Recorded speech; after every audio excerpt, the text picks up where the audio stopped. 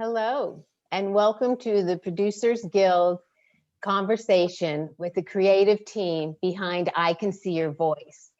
We'd like to thank our friends at Fox and Ginsberg Libby for making this event possible.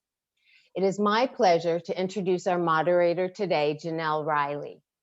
Jenelle is the Deputy Awards and Features Editor at Variety and a playwright with Sacred Fools Theater in Los Angeles. As the host of PBS's Actors on Actors, she has won 3 Emmy Awards. Welcome, Jenelle. Welcome, panelists. And please, Jenelle, take it away. Thank you so much for having me. I'm so thrilled to be here with this Q&A because I became obsessed with I Can See Your Voice last year. So at this time, please join me in welcoming some of the people who brought this wonderful, fun show to American television. We have executive producer and host Ken Jeong, executive producer and showrunner James McKinlay, and executive producer Craig Plestis. Thank you all for being here. Thank you. Thank you. Whenever I have people as accomplished as you are, I actually like to go back to the beginning and ask, what was your first job in this business? The first time you felt you could call yourself a producer or call yourself an actor? And let's start with James. Wow. My first job was at a regional television station in the UK, which was part of ITV. Called Meridian Television, and I started off as a runner. So I started off right at the bottom when I was still at university, and I would go and work there at weekends and any time off I had, and just try and absorb like a sponge as much as possible of everything that was going on. And initially I wanted to work in news. And once I got in, I saw how many other interesting types of TV shows there were within ITV, and then ended up in entertainment. So that was my first gig. That's really cool. You really started at the ground level. Absolutely, yeah. I mean, I was studying for a degree, but I wanted to, as they say, get my foot in the door, and so I worked for, I think it was $100 a week, running around, helping camera crews and editors, and it was really the very best way to learn from the bottom up, and then worked my way up. And Craig, what about for you? For me, my first job in the entertainment business was on a movie. It was called Vampire's Kiss with Nicolas Cage. And I was a PA, and it was great. I mean, it was a low budget feature, and I worked my way up to locations on it, and then was the fun part was I was a stand-in for Nicolas Cage because it was so low budget. They needed someone around the same height, so whenever he wasn't around, I was a stand-in. So I know, Ken, you love it. I know you love that. Okay, so that was my first job, Vampire's Kiss. That's amazing. You could have pursued the Nicolas Cage route if you wanted. You know, many people wanted me to, but I decided to stay behind the camera, you know, just to help people out like Dr. Ken. Does he make you call him Dr. Ken? Like I do. I make everybody call I have a him. tattoo. Wait, no, I'll show it to you Please later. don't show Jenelle the tattoo that I mandated that every EP has of me. Yeah, I don't want that public, please. And Dr. Ken, you obviously had an interesting entree into show business, but I'd love to hear what your first job was. I think my first real job in television was, I was still a doctor at Kaiser, and I was doing stand-up comedy, and it was for Comedy Central. It was for a stand-up special called Comic Groove that Tracy Morgan had hosted. This was, I'd say, about 19 years ago now. It was just a one-off, you know, where I did like a 5-minute routine. And then that was kind of my entrance into the door with other successive stand-up comedy appearances, like on BET's Comic View and some other shows. And then that eventually led to guest starring appearances on shows like 2.5 Men, The Office, and then Knocked Up, which was really my big break. And And that at that time with Knocked Up, I was okay. I felt like I could do this full time, and I think that was really the job that gave me the confidence. Like, okay, it's time to go pro now. Time to do this full time. So it's a very I have a very very weird and unusual path. So So you were still a doctor like when Knocked Up came out? I was still a doctor when Knocked Up. When I was filming Knocked Up, I took a vacation week, and my role was only a couple of days. So I was very practical. Where, well, you know, it was like, who knows if I'm on the cutting room? Even if you get a job, who knows if you're going to be cut? So I was smart enough, even at that time, even that knowing that, oh, anything I could do could get easily edited out, and you just didn't know. But once credit to Judd Apatow, who he really gave me a lot of. Once I told him I was quitting my day job, he put me in Pineapple Express, just day player roles, Step Brothers, just like a day player role, and even this movie Drill Bit Taylor with Owen Wilson, and they eventually wrote me out of the movie because I was too young to play the principal of the high school. But to this day, Judd took care of me. I still get a residual check as if I was on the show because Wow. I was initially hired. It was just those little moments. It's funny. Like I still remember. Like I mean, Judd really took care of me. You know, in the early days and put me in like literally 5 movies. Wow. So and then he looked at me after The Hangover and said, "I don't have to worry about you anymore. You're good." You know. Yeah, So you're set. yeah, yeah. I don't think I've ever told that. Yeah, in an interview, but yeah, it's Judd really. He was kind of my guardian angel at that That's a time. great story. Yeah. Yeah. And this brings us full circle to I Can See Your Voice, which I know is based on the South Korean series of the same name. And the idea almost sounds silly, but it is actually such a joyous, clever show. I'm curious, how did you all first become aware of the program and what interested you in bringing it to America? Ken, I believe your mother is a fan of the original? Well, yeah, my mother's a fan of both I Can See Your Voice and The Masked Singer in Korea, but all credit goes to James McKinlay and Rob Wade who introduced this concept to me, and then I later asked my mom. So I think it's best to ask James. Yes, James, where did it all begin? Yeah, I think obviously it was a hugely successful format in Korea that had run for many, many seasons. And when I first heard about it initially, it was very interesting to me because Rob and I knew each other from America's Got Talent days, where I worked for 8 years.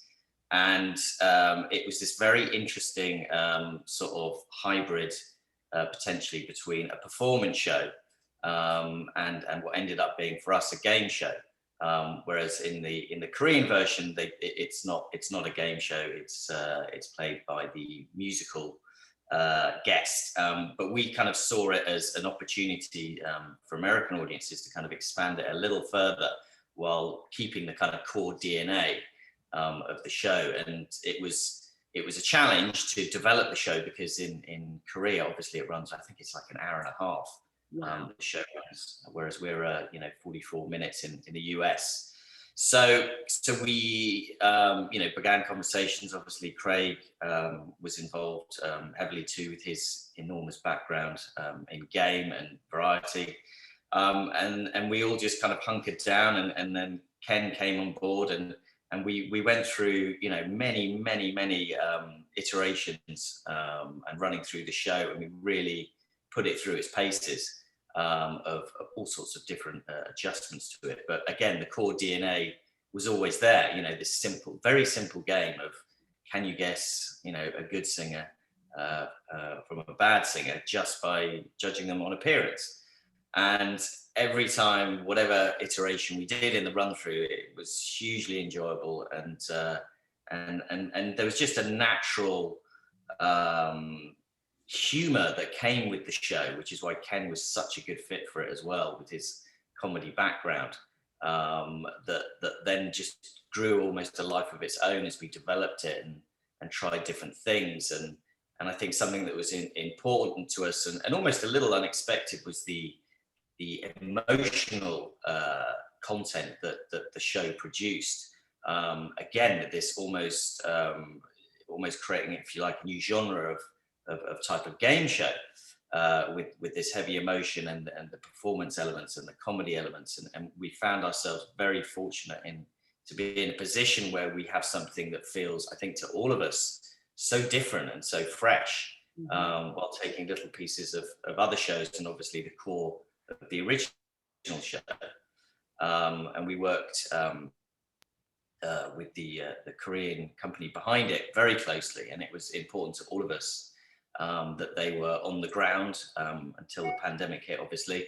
But they were on the ground for a number of the run-throughs, and we worked very closely with them on ensuring that we preserved what was so very, very special about the original format, while being able to adapt it for American audiences. So it was a very exciting journey that, you know, started off with a run-through, then a pilot, and then obviously eventually the full commission. So we're very pleased and proud of, I think, the journey that we've all been on with this show. It's something very special to all of us.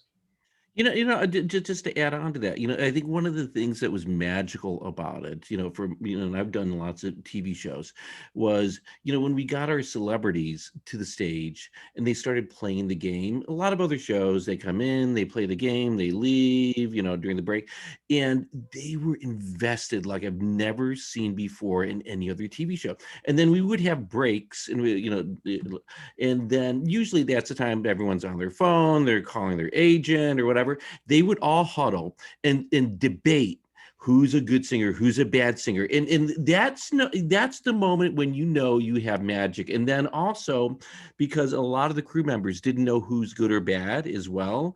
And then I'd walk around and they'd be debating as well behind the stage. So these are all the little signs you can see if you have something that's special, when you actually have the celebrities involved, the crew, if they're playing the game, then there's a good chance America's going to play the game. I was wondering if the crew, and actually if Ken knew, because I'm always looking for little signals or little giveaways, but nobody knows. That's why Ken, you'll see Ken, is obviously laughing, but he's also sometimes crying, because he literally goes on the same journey that the contestant goes on. And so, and as Craig said, in the studio, and it's extraordinary because obviously we didn't have an audience there either. We just had some crew. But the atmosphere is, extraordinary in terms of the level of emotion and the highs and the lows. And it is something that I love it when the guest celebrities come in, because as Craig said, they do the rounds for some of these shows, and they come into our show and they leave like just aghast with what a roller coaster it's been for them. And it is for Ken. Ken does the show obviously every time we tape it. And it's extraordinary the level of emotion that's drawn out from this show. It's something very, very unique. I was curious about that because, Ken, you're also a very good actor. So for all I know, you could be faking it. But you seem to get really emotionally involved in the stakes of the game. Is that hard? I mean, sometimes it's crushing when these people, make the wrong mistake. And that's a great question. Yes, the short answer, yes, it's emotionally very hard. But I also, and I credit Craig and James with this. It's they're always reminding me, you have to put your producer hat on it. It's also, whatever comes out, this is the unscripted space. If it's authentic, if it's real, if you feel something very strongly, that's good television. And I think that is something that I just learned on the job. You can't really you can't just tell a talent, oh, this is good television, or don't be emotional. You just have to experience it, compartmentalize it, put in a bottle, put a cap on it, and then move on to the next show. But at the same time, you want to feel the show. You want to, it's a balance, and it's a challenge, but it's something that it's a very, very, doing the show behind the scenes and in front of the camera is one of the most fulfilling things I've ever done in my career, because I got to see firsthand Rob and James, bringing the show and then really cultivating and developing it, and then seeing Craig also adding format to it.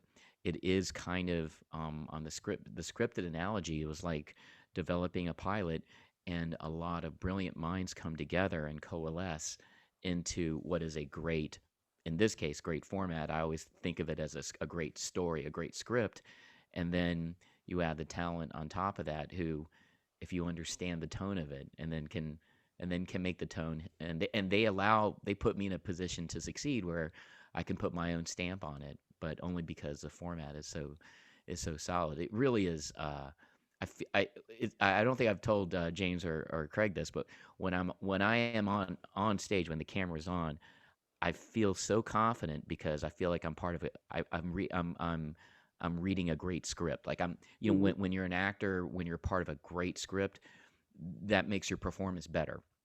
And I just feel, especially this second season, where the confidence of a second season of any show, you feel more confident as a talent. But the confidence of everybody is supreme, and I'd be remiss to say shout out to Logan Clark, one of the producers who really produces and oversees the secret voices of the show. It truly is. It's the magic. It's not even just the secret weapon. It's the weapon. Yeah. Logan's amazing, and enough words can't be Oh no, said. he's fantastic, and then it's really great when when the show's on air, and then because I watch everything that the fans write about it, especially on Twitter, and when they're posting, they really get involved in guessing who is a good singer, who's a bad singer, and we never knew 100% if that would 100% work overall here in America. Obviously it did well, really well in other territories, but they're really invested. And yes, they have fun when it's a bad singer, but they love, love, love the good singers. That's where Logan has found some incredible, untapped uh, talents out there that have unbelievable, not stories, but just voices. And the fans love to hear these voices, and we give them that opportunity to shine. They're And I also, think, go ahead. sorry to interrupt. I think, in terms of the casting, as Ken and Craig said, and Logan Clark is across the casting as the co-exec producer. It's a really, again, unique job that we had to learn in season one how to do it, because it was unlike any other show any of us had ever done before. Because I think people may not realize how much goes into A, finding these people, but then B, training them. There's a whole team of choreographers and vocal coaches who are kind of having to turn, in some ways, their job on its head with the bad singers. Obviously with the good singers, we're all used to that from other performance shows, but with the bad singers, the work that goes in behind the scenes is phenomenal. And it's really, we really noticed, Logan created a whole additional layer of training for them for the second season. And it's made the game harder, and we needed to make the game harder because people get better at it. And these secret voices are, in many ways, the unsung heroes of the show, and those that work with them, they're doing an extraordinary job. And it's very exciting to see how they progress from something that'd be quite obvious to, really doing an amazing job of effectively faking out the panelists. And A one more little thing, bit, I just go want to ahead. add in, just one on the bad voices. They're really bad. I mean, they're not faking it, just so you know. And then, because there's a whole casting process of really looking at them and figuring out, are they bad enough? Are they faking it for us even at that stage? So there's a Right. whole, process that we go through as producers, picking the good, picking these bad voices out. So they are real bad singers. They're real bad voices, but they have there's so many elements that was interesting when we worked with the Korean team to begin with, because they were a number of seasons in. They were saying to us, we don't even let them walk anymore. Like people have got so good at almost the body language, the mannerisms, the tiniest of clues. So we're not there yet, but it's like, so the training that goes into everything outside of the actual, obviously, natural bad voice is huge. Mm-hmm. And we change, in rehearsals, little things that we may notice, whether it's how they they're not holding the mic quite correctly, or, and some of them do have a performance background in other areas, so that can help. But for often it's they're coming in cold as, regular people that have never been on a stage before. So it's a fun, exciting challenge. And in addition to, like, Adrian, shout out to Adrian Houghton and Cheryl Hines, the regular panelists that really help anchor the show and help all the guest panelists and the music superstar that we have really guide the show. And it is kind of this, especially the second season, the chemistry that Adrian and Cheryl and I have. It really, we can read each other's minds of where we're going, even comedically or tone wise, and they have standout moments. And also, I want to give a special shout out to Dan Swimer, who, one of our producers, who early on in the process, I was just trying to how to make this show unique from other game shows. And we didn't want to make it mean-spirited. We didn't want to go, because you can go so many routes comedically that I didn't want to go, and no one wanted to go.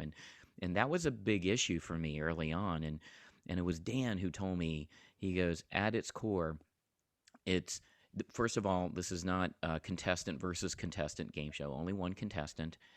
And all this whole show is built to try to help a contestant win life-changing money, achieve one's dreams. And in this season, even off camera, I will tell the contestant, and it's also a message to the panelists as well.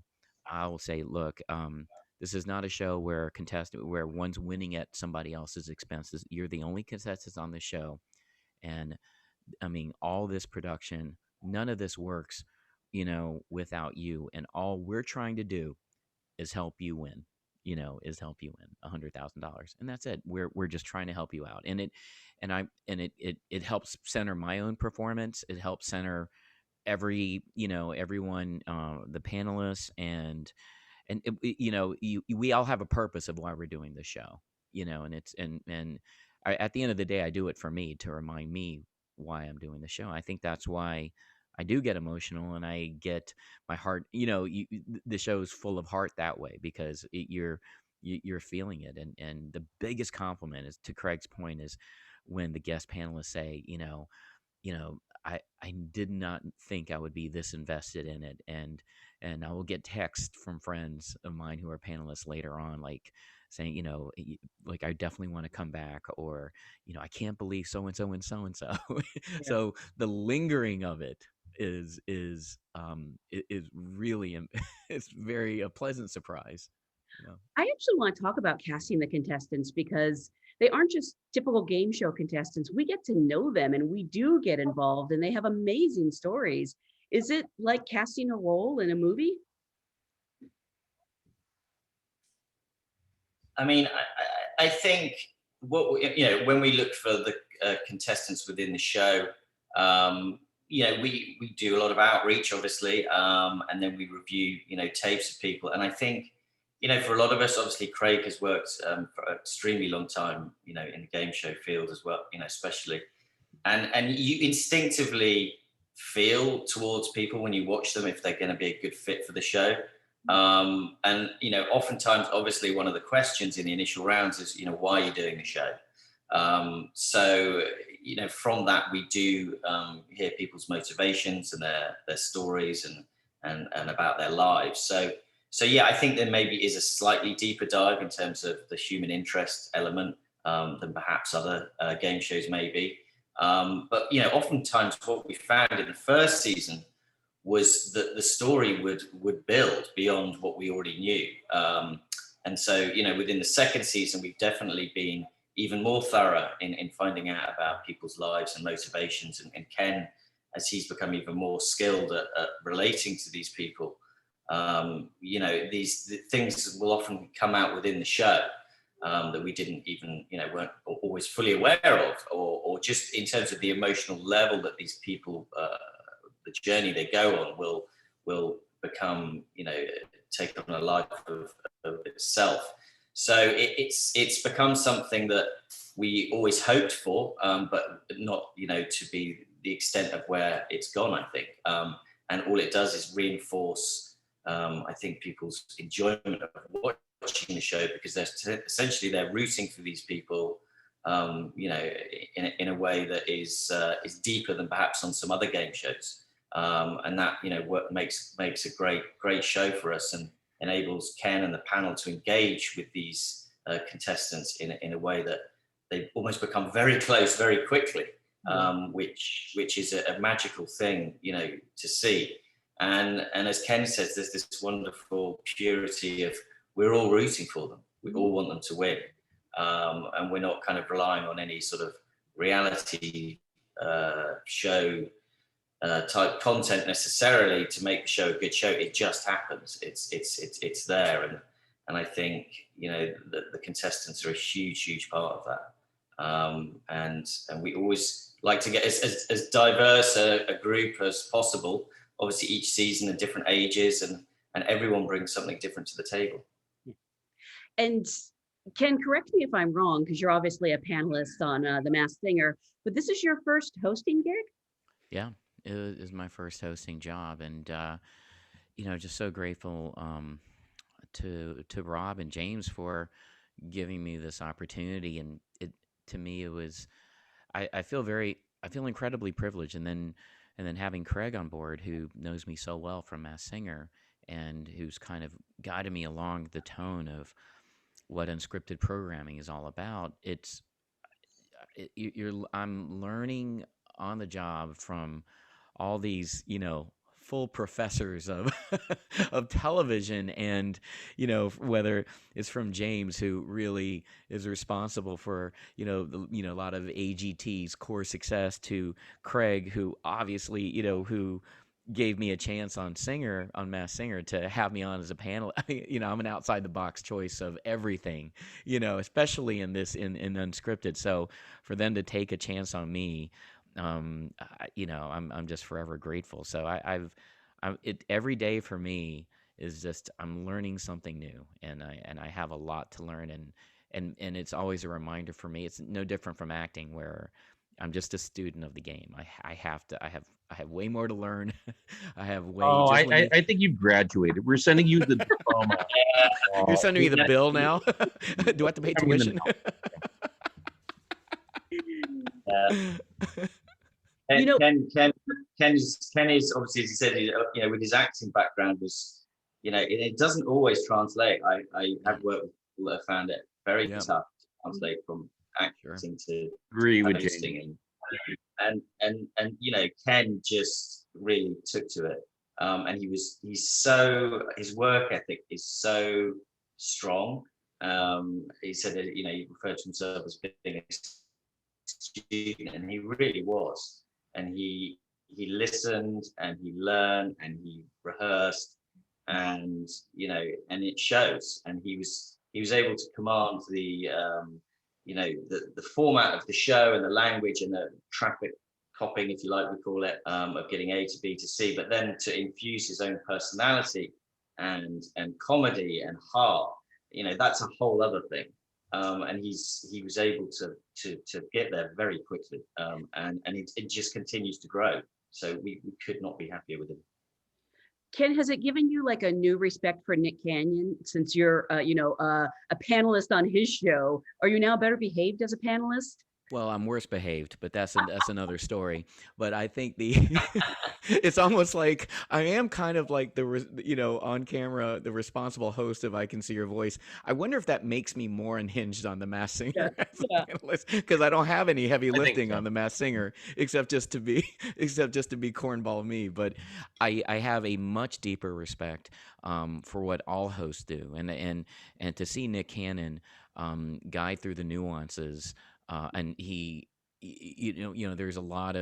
there's definitely a lot of influence I've gathered from Nick, of going to point A to point B, and there's a little bit of the Ryan Seacrest kind of pivot and swerve before you go out to break. There's all these little tiny tricks, and I find myself every time I'm watching a host that's really accomplished like Nick, there's these little moves to like I'm a big basketball fan, so there's like, oh, this little move to the hoop, or he pivots this way. I wonder if I could do that, or I wonder if I can, or can I put my own little pivot on it. So it is a joy of discovery of nuances I'm at right now in my hosting career. That's so I'm always looking for new wrinkles. Absolutely.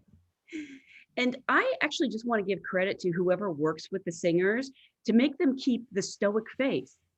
I don't know who that is, but like I'm always trying to read signals, and these people, whether they're good or bad, are amazing. That's Logan back That's again Logan. in his team. Incredible. Listen, but that's half the battle. You can't show any emotion at that point, and because it might tip the hand. The great thing is we were talking about before, and when James was talking about the good singers, unlike other shows, a lot of these people are not going to go on The Voice. They're not going to go on other singing shows. They don't want to be professional singers. They're really good singers. They just want one time to shine on a show, talk to their friends and tell them they did it, and go back to their jobs. They just want to have some fun and just do something different for once. And that's an untapped pool of talent that other shows really can't tap that we do. So that's why I think, there's some special magic that's happening within this franchise that other shows just can't tap. Yeah, we found, especially in season 2, because that initial appeal brought people out that wouldn't normally go on these other shows, and now that's obviously the first season has aired. The level of talent of good singers that we had submitting this time was extraordinary. And from our days of doing other talent performance shows, we would be so happy to have had these people walk in, and I don't know where they've been, but they've chosen not to enter these other shows, and now they're coming to us, and we've had some performances. Again, it's not always just the emotion of the stories. It's in season 2 especially, it's the performance level of the good singers. Some of them is absolutely extraordinary, and as Craig says, often they're completely regular people who do singing is just a hobby. They may be a carpenter. We had a male. It's like there's numbers of different types of regular careers that these people have, but singing is just their hidden talent, if you like. And they bring it to us, and it's mind blowing, the level. You're making me crazy because you keep talking about season 2, and I need new episodes, and I'm just like sitting here trying not to freak out. But in putting the episodes together, you obviously have to condense and edit. Are there funny or strange, weird moments that you've had to edit out that have been some of your favorites? I think that's where you want to be in a position on whether it's Masked Singer or I Can See Your Voice, to have an embarrassment of riches in the edit. And it's funny, I think when I first started season 1 as a talent, only from a performer standpoint, you were like, oh, I want to see if I can do it. I want to see if I can put my brand of comedy on. I want to see if I can be funny in this format. So it's very self-centered oriented as a performer. And throughout this whole season, all I care about is the show good? That's all I care about. I don't care about my own performance or other panel. I've never thought more like a producer when I do the show now. My own performance, it just doesn't matter to me. So I just care. Is the show good? Is it a cuttable show in my own head? And it doesn't. And I don't need jokes. I don't need anything. And there are a lot of, especially when I have friends like Joel McHale, on. There's always jokes on the cutting room floor, both Masked Singer and I Can See Your Voice. But kind of to have that experience now and the maturity to, like, you only want a good show. Jokes are just for pace. If you can get something out of it that's more fulfilling, especially like performance or authenticity, so I'm always curious myself to see what's in the edit, because you just want, when I know it's an embarrassment of riches, I'm like, okay, great, this is great. Doesn't matter what's in it. I just know it's going to be a good one. Working with a lot of non-professionals, though, has anything ever gone awry? Has anybody ever tipped the hats and let someone know that they were a good or bad singer? I just feel I think, yeah, we've taken something that Craig does on The Masked Singer again, which is behind the scenes, where the level of secrecy is huge. And I used to produce Big Brother in the UK, and it was a similar thing there, where the level of security and secrecy is its own thing, and there's people that are simply in charge of those parts of the show, and when they're transported from building to building, they don't mix, they wear headphones, so they can't hear anything. And like on Mars Singer, they wear visors and things, and we do the same thing, because it's so important to us, that their identity remains a secret. That we kind of invest a lot of time and resources into ensuring that happens. I mean, in the end of each show, you have a great singer who does a duet with one of the contestants, and we don't know if it's going to be an amazing musician or maybe a train wreck. Do the professional singers ever get nervous, or do they? They're always nervous, yeah. And also you got to remember, first of all, the professional singers are nervous because they have no idea what's happening, that's going on this crazy train. But also, the good singers as well as the bad singers, especially the good singers, they know it in their head that person's going to win some money if it is at that stage, if the game is being played right, and they have to be cold sober, and they can't give anything up, even though they're inside. Because we talked to them afterwards, they go, "Oh my gosh, I was jumping up and down. I knew they were going to win some money, but I couldn't do anything for like 15 minutes, and I had to stand there." And so there's this whole inner dialogue that goes in their head, but they are just incredible, that all those are secret singers, that and what they have to do. So we're really very, very lucky. It's such a wonderful show. It's such a joyous show, and it really came along at a time when I think we needed it. Yep. I cannot wait. I literally cannot wait to see season 2. It's even better. I can tell you that right now. There's some new little, no, I wouldn't say twists, but little improvements that we did. It's just so wonderful. Oh my gosh. It's better this season. Yeah, for sure. Wow. Yeah. Well, I am so excited, and I really want to thank you for what became essential pandemic viewing for me and helping me get through the last year. Thank you so much for your time and for being here today. Thank you. Thank you. Jenelle. Very much. Thank you.